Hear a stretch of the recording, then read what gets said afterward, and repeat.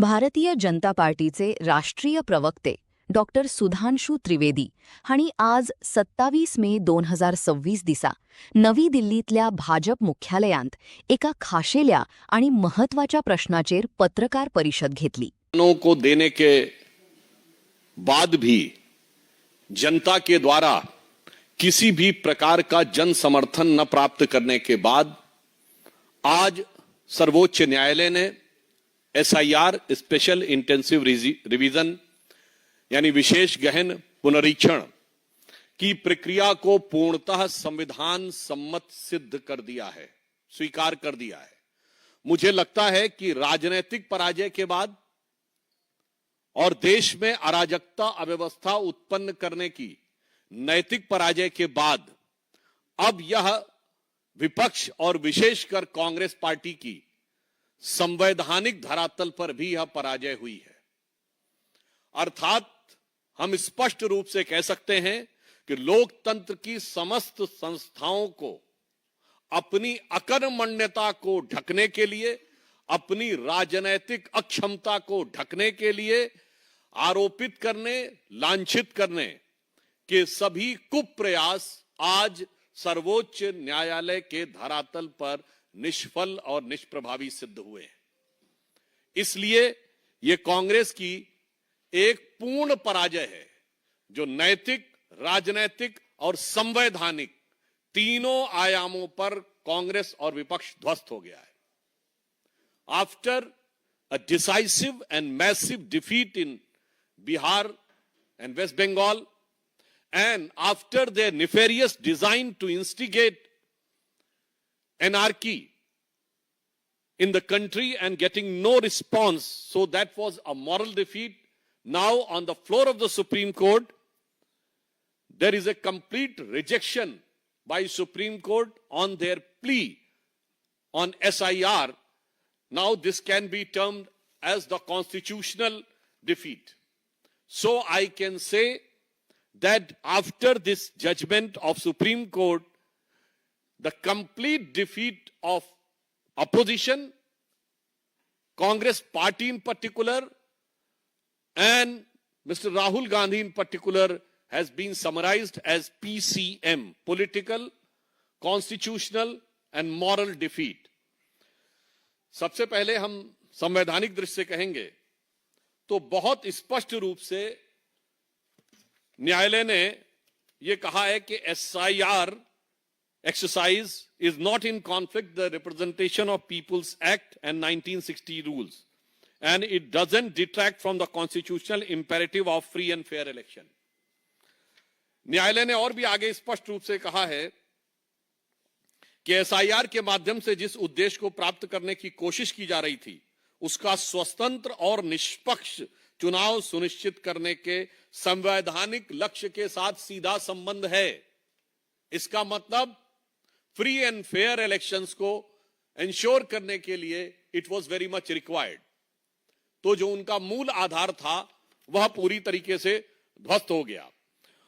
Court ने आगे यह भी कहा है कि चुनाव आयोग द्वारा दर्ज किए गए कारण, जिनमें पिछले गहन पुनरीक्षण के बाद 4 दशकों से अधिक का समय बीता है, पिछले कुछ वर्षों में बड़े पैमानों पर नाम जोड़े गए और हटाए गए, जिसमें उन्होंने कहा कि अर्बनाइजेशन हुआ, शिफ्टिंग हुई, डुप्लीकेशन हुआ, लोगों का आना हुआ, परंतु उसके बाद भी यह प्रक्रिया अत्यंत आवश्यक थी।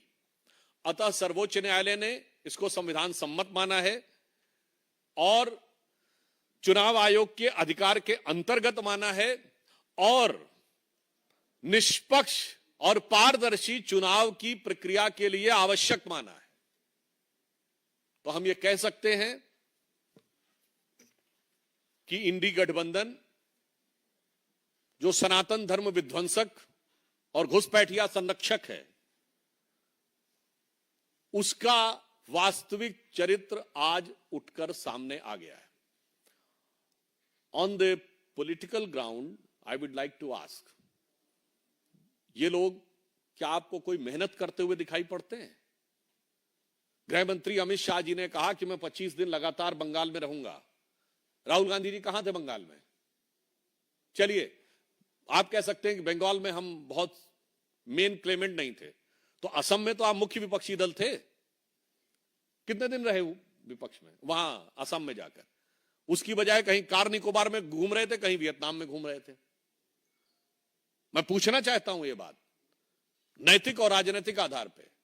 हमारे सभी प्रमुख नेता, हमारे पूर्व राष्ट्रीय अध्यक्ष नड्डा जी, वर्तमान राष्ट्रीय अध्यक्ष नितिन नवीन जी, इसके अतिरिक्त अमित शाह जी, इसके अतिरिक्त रक्षा मंत्री राजनाथ सिंह जी, तमाम लोगों की आपने वो बैठकें देखी होंगी, वो सम्मेलन देखे होंगे, जो शक्ति केंद्र और बूथ लेवल कार्यकर्ताओं के कार्यक्रम आपने देखे, मंडल अध्यक्ष स्तर लोगों के कार्यक्रम देखे। कांग्रेस में कितनी बार आपने बूथ लेवल कार्यकर्ताओं के सम्मेलन देखे? कितनी बार मंडल अध्यक्ष के सम्मेलन देखे? अर्थात काम कुछ नहीं करना, चुनाव के समय भी मन लगाकर कोई काम नहीं करना, फिर बाहर से जाकर कुछ बातें अनाप शनाप बोल देना और फिर यह सोचना कि उनको चुनाव जीत लिया जाएगा। मुझे लगता है देश की जनता यह समझ रही है। और इसका एक और खतरनाक अर्थ भी है।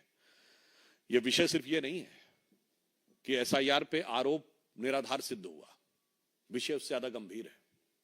आज विपक्षी दल और मुख्य विपक्षी दल, विशेषकर कांग्रेस पार्टी, उसका करार चीन में है, परिवार इटली में है, विचार का केंद्र इंग्लैंड में है, यूरोप में, और दुष्प्रचार का केंद्र अमेरिकी संस्थानों में है, और वोटरों के तार बांग्लादेश से जुड़े हैं। मैं पुनः यह कह रहा हूं, करार के तार चीन से जुड़े हैं, विचारों के तार यूरोप से जुड़े हैं, दुष्प्रचार के तार अमेरिका से जुड़े हैं, परिवार के तार इटली से जुड़े हैं, और वोटरों के तार बांग्लादेश से जुड़े हैं। मुझे लगता है अब उनका ये असली चरित्र का चोला उतर गया है और वह पूरा चरित्र जनता के सामने तार तार हो गया है। तो मैं सिर्फ अंत में कांग्रेस का जो दुष्प्रचार है, विशेषकर राहुल गांधी ने, आपको याद करिए, यह बिहार के चुनाव को लेकर था। बिहार के चुनाव में कितनी रैलियां की, कितनी बार उन्होंने विपक्षी दलों के लोगों को बुलाया। आपने स्टालिन को बिहार में बुलाया, जिनके लोगों ने बिहार के लोगों के बारे में क्या क्या नहीं बोला था।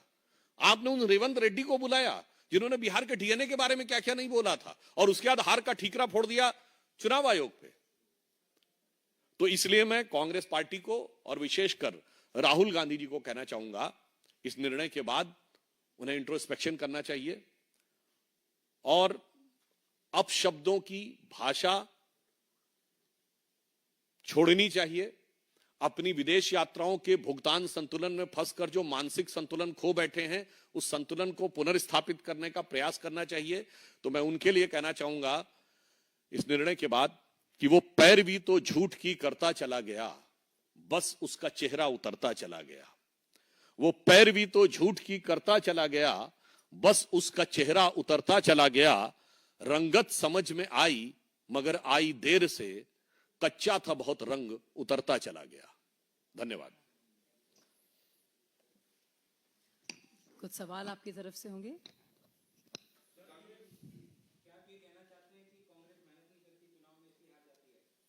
मैंने तो यह प्रश्न सामने रखा है, आपने कितनी बार उनको जिला अध्यक्षों के, मंडल अध्यक्षों के, बूथ केंद्रों के कार्यकर्ताओं के बीच में काम करते हुए देखा है? और तो और अपने ही वर्कर्स पे आरोप लगाते हैं। याद करिए, राहुल गांधी जी अहमदाबाद गए तो कहते हैं गुजरात में दो प्रकार की कांग्रेस है, एक कांग्रेस जो कांग्रेस के साथ है और एक कांग्रेस जो बीजेपी के साथ है। मतलब अपनी पार्टी के नेताओं को छोड़िए, कार्यकर्ताओं का भी ऐसा अपमान करने के बाद कोई सोचे। और मैं दूसरा कहना चाहता हूं, मैं कांग्रेस पार्टी से एक और सवाल करना चाहता हूं। आप सिर्फ विपक्ष में नहीं है, आप कई राज्यों में सरकार में भी हैं, और 3 राज्यों में तो आपकी अपने दम पे सरकार है, हिमाचल, तेलंगाना और कर्नाटक। जहां तेलंगाना और कर्नाटक तो समृद्ध राज्य हैं, आप मॉडल दीजिए ना, गवर्नेंस का मॉडल दीजिए। हम जब विपक्ष में थे तो प्रधानमंत्री श्री नरेंद्र मोदी जी ने गवर्नेंस का मॉडल दिया था। तमाम सरकारी जो इंडिकेटर्स थे उसमें उस समय की सरकार उसको स्वीकार करती थी, टॉप रैंकिंग्स में आते थे। कई प्रतिष्ठित पत्रिकाएं लगातार गुजरात को टॉप रैंकिंग स्टेट्स में देती थी। अब हमने मध्य प्रदेश में जो एग्रीकल्चर के प्रोड्यूस को फूड ग्रेन पूल्स में सबसे